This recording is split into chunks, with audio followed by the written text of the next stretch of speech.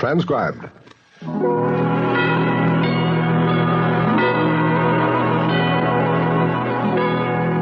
Schlitz, the beer that made Milwaukee famous, presents The Halls of Ivy, starring Mr. and Mrs. Ronald Colman.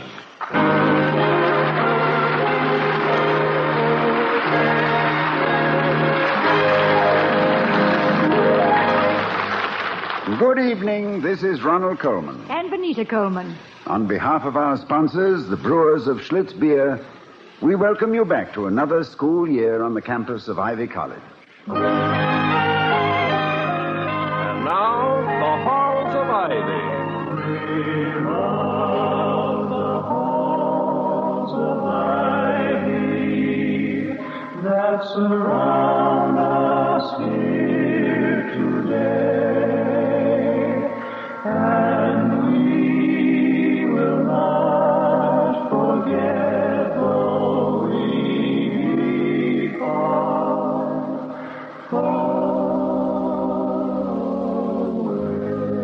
Welcome again to Ivy.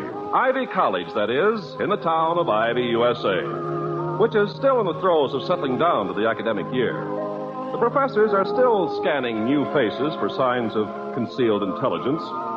The football coaches and the co-eds are estimating the approximate number of attempted passes in the coming season. And the Board of Governors is rechecking its list of wealthy alumni. Object, sentimental extortion. As Ivy's president, Dr. William Todhunter Hall, says to his wife, the former Victoria Cromwell of the London stage, at this time of the year, I feel like the director of the mint, taking in raw metal to be turned out as coin of the realm, stamped to a certain pattern, but put to a million various uses. At least that's what he intends to say as soon as she gets off the telephone. Well, I'd simply love to, Eddie. But let's wait till school settles down a bit, shall we? Oh, no, darling, I'm sure he won't mind. I know a few days in New York with you will be wonderful fun. Well, come over for lunch Friday. We'll talk about it. Yes. Bye, Eddie. Hello, Toddy, dear. I was wondering when you... what's the matter? Oh, nothing, really. I was simply wondering how I could pry into your affairs long enough to learn who Eddie is. Eddie? Eddie. Whom you are sure I won't mind if you spend a few days in New York with.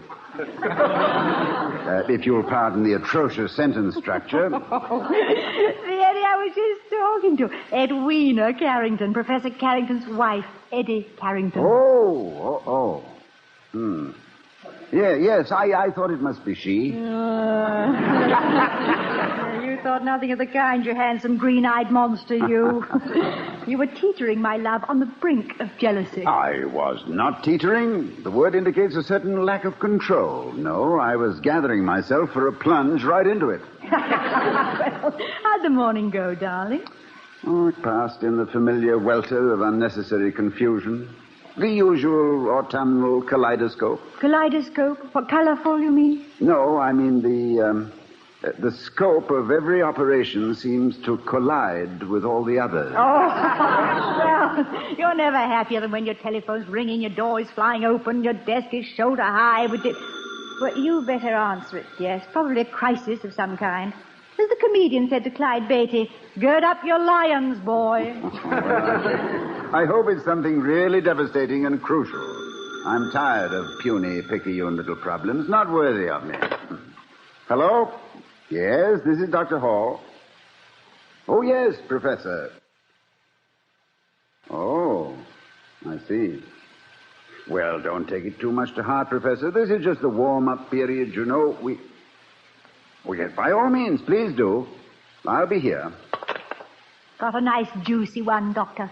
Well, I don't quite know. That was Professor Waldeck. New this year. What particular brand of information does he strive to impart to the eager, it says here, student? Genetics. Genetics. Oh, well, ask a silly question, get a silly answer. What is Professor Waldeck's trouble? Oh, let's wait and hear it from him. He's coming right over now. Now, what were we talking about? About how glad you were to be back. Well, I am glad to be back, in spite of such a splendid summer. We saw a lot of country, didn't we? It's positively frightening. How on earth can a country as large as the United States be run by a little town way over on the the edge of it. And why isn't the capital in the middle someplace? Incidentally, where is the middle? Geographically, in central Kansas. Yeah, but Washington, D.C. must be 2,000 or 3,000 miles away from it. It doesn't seem reasonable. Oh, the explanation is simple, my darling. The residents of Washington, D.C. do not vote. Politicians feel much more comfortable having offices in a community where the citizens have no ballot. It's restful. How would you like to do more American exploring next summer? More? You mean we didn't see all of it? We didn't see a tenth of it. Personally, I'd like to continue the tour.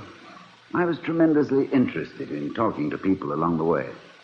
Interested and, I must admit, a little disturbed. Well, then why do it again if it disturbs you? Oh, let's call it an urge for diagnosis. I want to see in what degree the brassy courage, the inherent confidence, the spit-in-your-eye independence of our hickory-shirted ancestors has disappeared.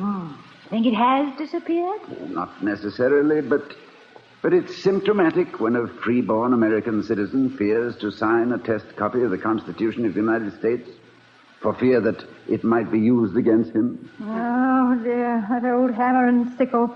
So symbolic, making hay with a sickle while they knock down the barn with a hammer. Yeah, we should face our collective fears. It's too bad we can't be psychoanalyzed on a national scale. Can't get a big enough couch, for one thing. Just look at us.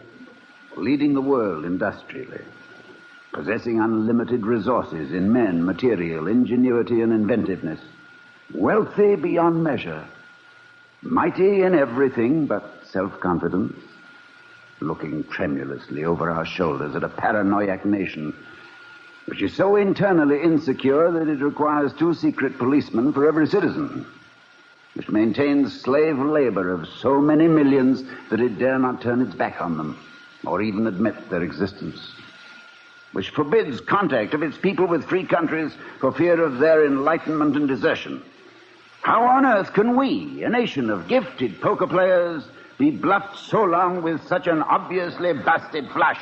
That's what I want to... Well, now, before we answer the door, dear, now, what's a busted flush? Well, as a totalitarian example, 4 long-handled spades and a heavy club. But what if they do start a war? Well, then we'll fight, my dear, but not from under our beds. And I think this must be Professor Waldeck. Excuse me. Professor Waldeck. Dr. Hall? Come in. Good of you to see me. Delighted to see you. Victoria, this is Professor Waldeck. Professor, my wife. Hello, Professor. Do sit down. It is a great pleasure, Mrs. Hall.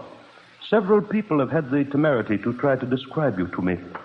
They should go back to the School of Speech and brush up on eloquence. Well, thank you. That's very nice. Yeah, you seem to be fairly well qualified yourself, Professor. But what is it that has you so disturbed? An incident which occurred in my class today.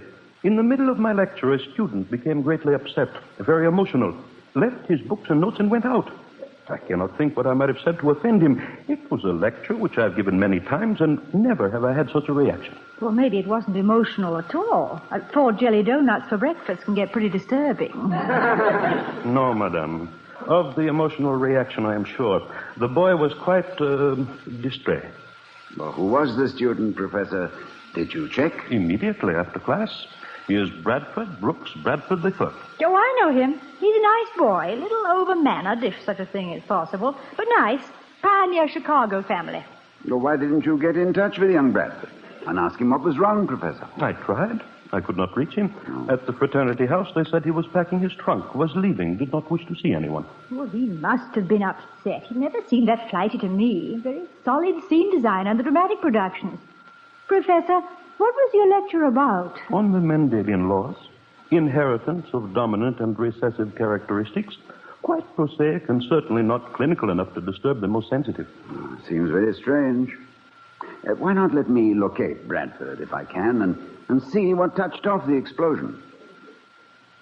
I'm sure you're not at fault. Well, thank you. If you can substantiate that, I shall feel a great deal better. Well, don't you worry about it. My husband has a knack for straightening these things out. Oh, please, darling, not a knack. Well, that's to class my gift for conciliation with that of carving ships in bottles or dancing the samba with a full glass of water on top of my head. Knack, indeed. It's a rare talent, highly developed. You ever see a man take so many bows before the curtain went up? Do you know what my father used to say, Professor? He used to say, Bill, my name is William. Yes, I know. Bill, he'd say, a man must neither be praised nor censured for any endowments he may or may not possess. For these he is not responsible. Honor or disparage him rather for his attainments. For these he may claim the credit or must admit the lack. How true. You know, dear, I'm sure your father was a very wise man, but I sometimes suspect that the remarks you credit him with are just the things he would have said if you hadn't thought of them first. In this case, I admit that possibility. Vicky, please see if you can get Bradford on the phone, will you?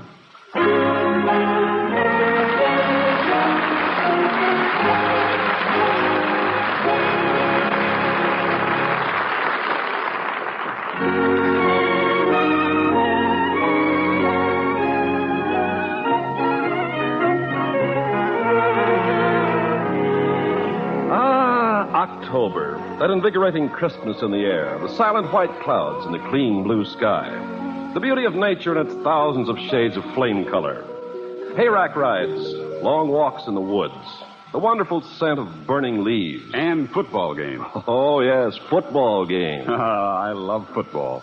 But you know, at Ivy home games, I have to watch the last few minutes of play standing on tiptoes at the nearest exit, ready to dash for the parking lot.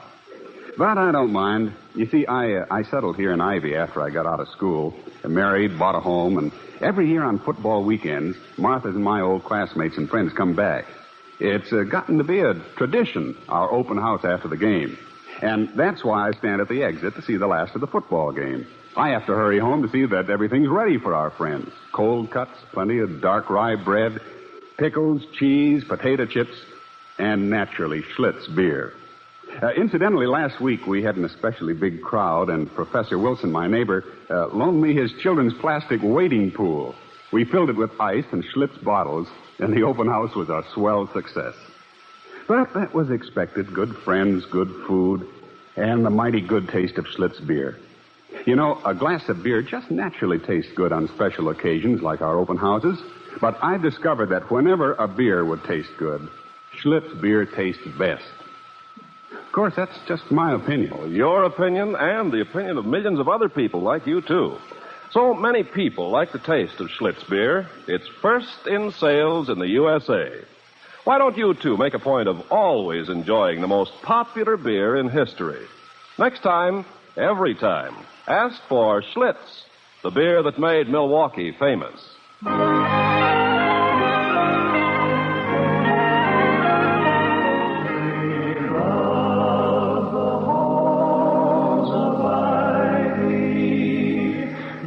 Surround us here today.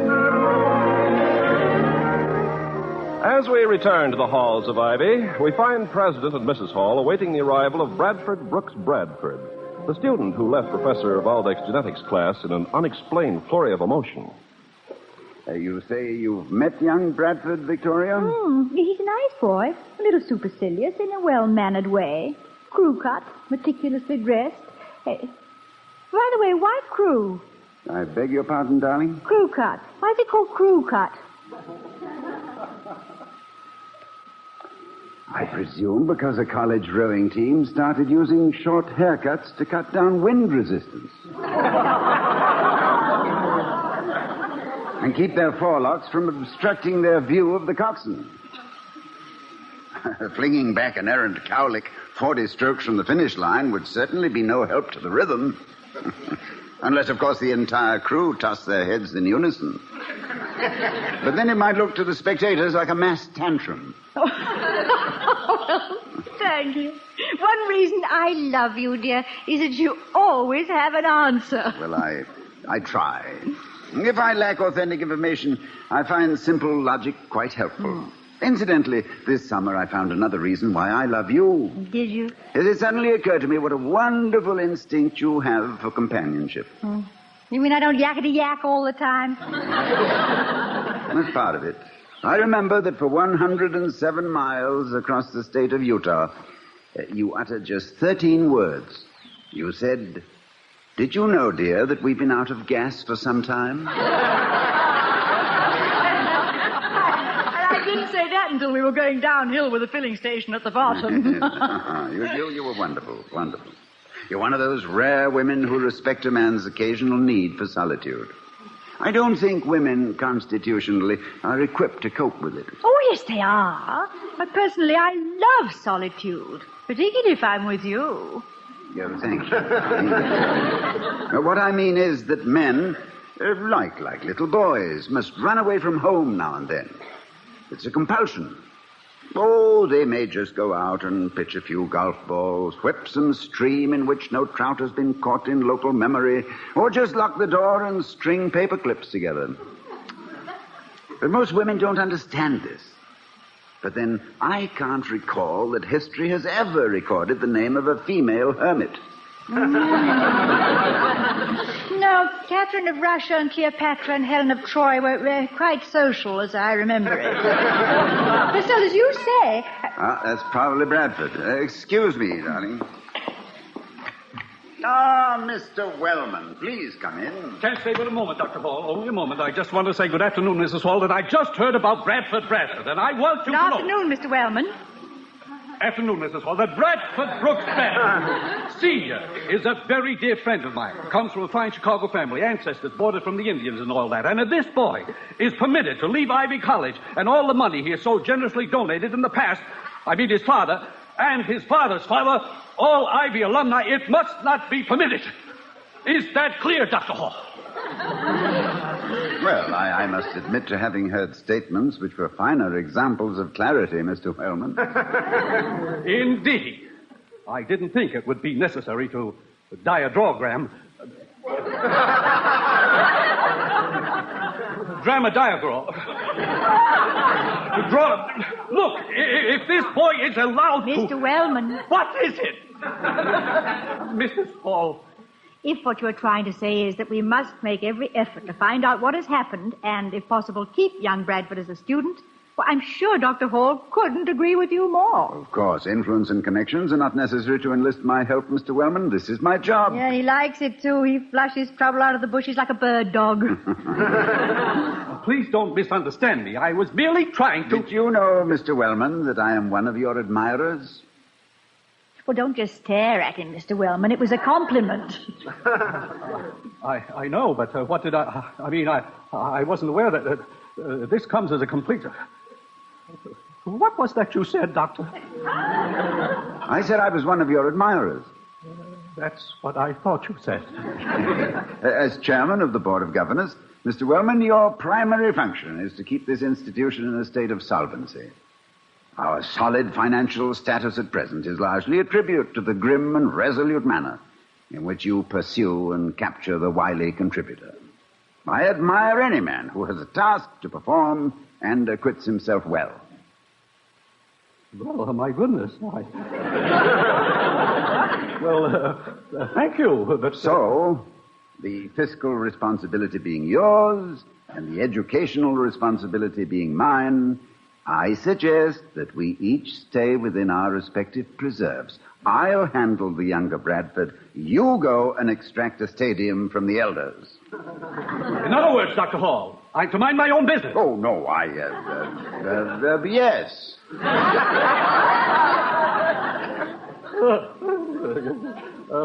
Very well. I guess I sort of admire you, too, Dr. Hall. Any employee, and don't ever forget you are one, any employee who has the visceral integrity? I was thinking of a shorter word. Yes, the visceral integrity to tell the chairman of the board to mind his own business is, let me know what happens. That stadium of yours isn't a bad idea. Good day, Mr. Paul.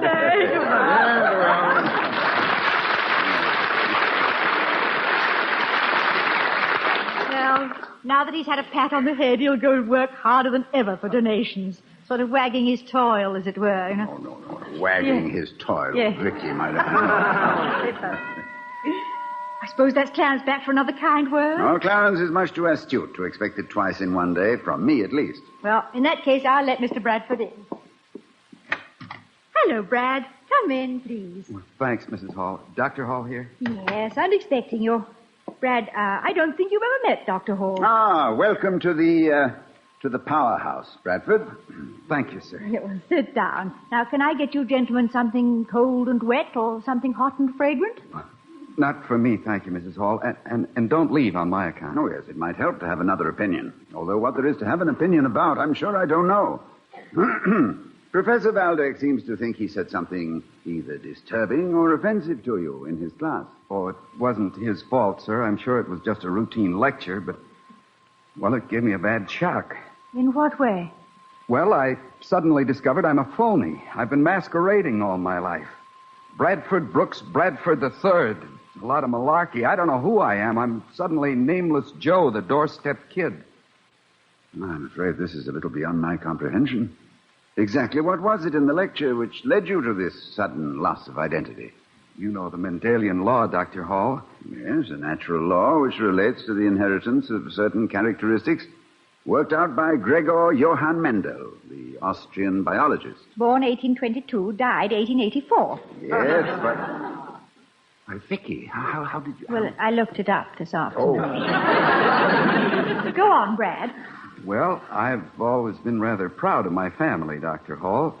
Being Bradford Brooks Bradford was important to me, and I don't think I'm a snob either. Oh, of course not. There's a certain proper pride in good stock and good breeding if you try to live up to it. Well, that's what I mean, sir. My family were Mayflower stock. Well, I'm glad to meet one of our passengers. My ancestors built the boat.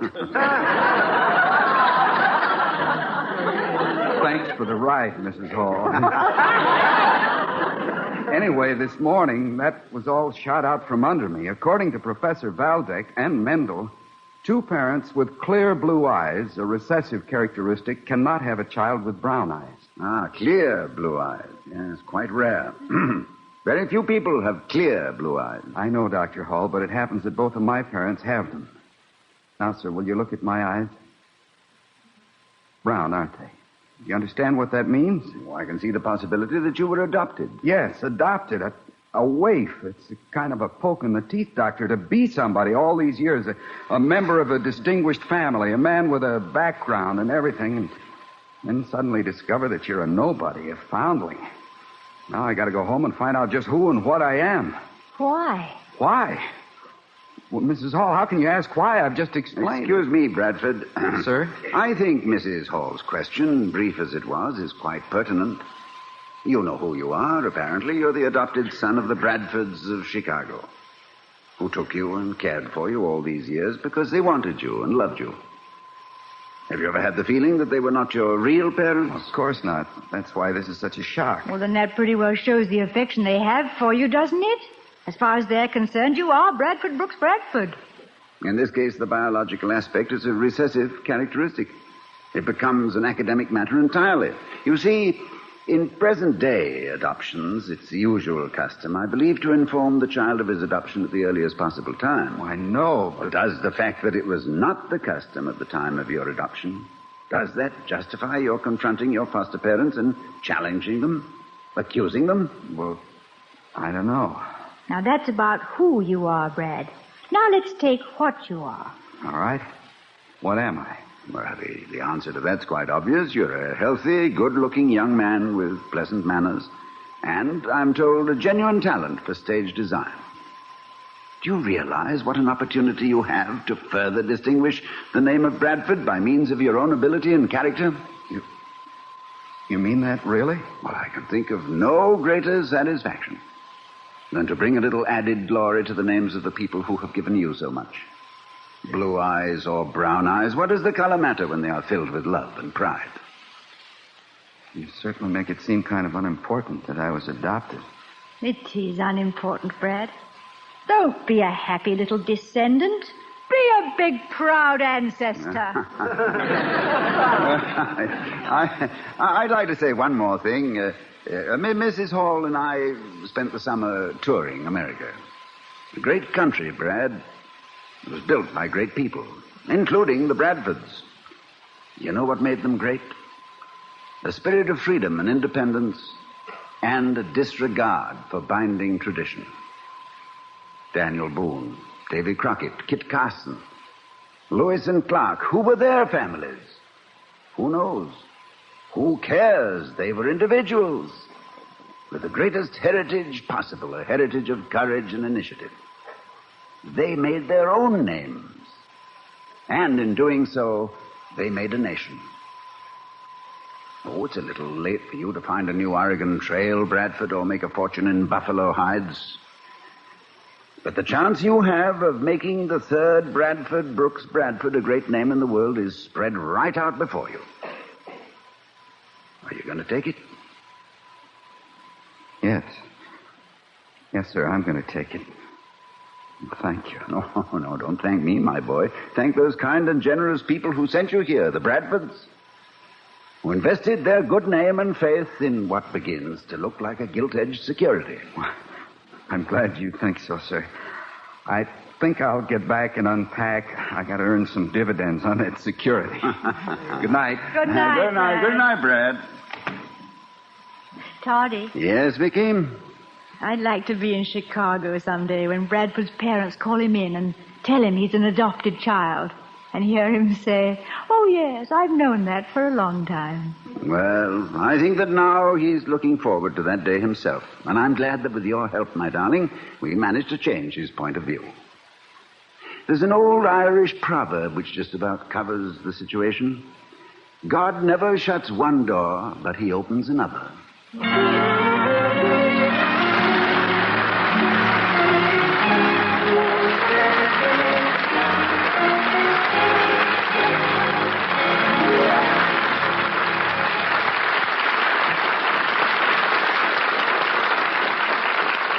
The Halls of Ivy, starring Mr. and Mrs. Ronald Colman, has been presented by Schlitz, the beer that made Milwaukee famous. The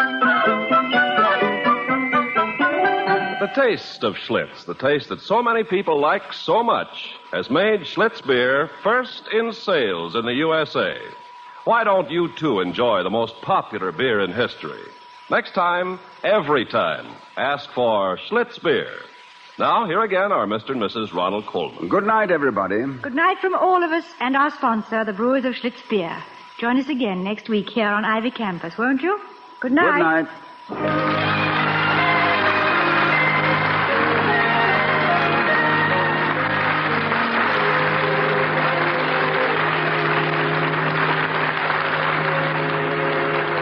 Seeing you next week at this same time at the Halls of Ivy, starring Mr. and Mrs. Ronald Colman.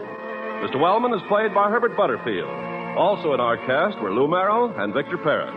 Tonight's script was written by Ted Rosnack and Don Quinn. Music was composed and conducted by Henry Russell. The Halls of Ivy was created by Don Quinn, directed by Nat Wolf, and presented by the Joseph Schlitz Brewing Company of Milwaukee, Wisconsin, who invite you to enjoy the Schlitz Playhouse of Stars on television with the brightest names of Hollywood and Broadway. See your newspaper for time and channel. Ken Carpenter speaking. Oh, we love the halls of ivy that surround